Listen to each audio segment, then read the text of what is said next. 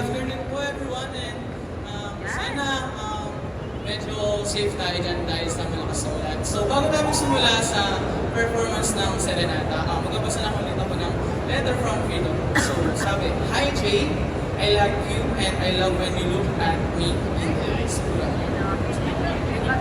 Ayun. Next letter natin from ay Tuhehe. Nalulungkot pa rin ako that we had to end that way. Sana pala hindi ko muna i-end kasi iniisip kita gabi-gabi. I miss you, Kay. From dito.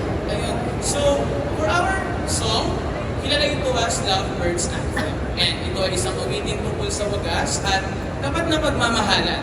Ito ay talagang tumatatak sa bawat yugto ng pagmamahalan. Sa saya, lungkot, tagumpay at pagsubok. Sa musika at titik ni Shanoy Danaw at sa areglong pangkoro ng aming assistant conductor na si Mr. Jimuel Esplaza, ikaw ito. Hello guys, sana okay po kayo? Fun fact bago magsimula, no?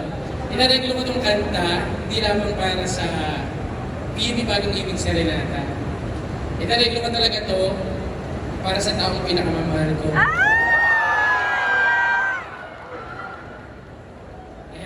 Isa sa pinakapaborito niyang kanta, ay idol na idol niya si Johnny Dana. At sana magustuhan mo Happy Valentine's Day. Wala.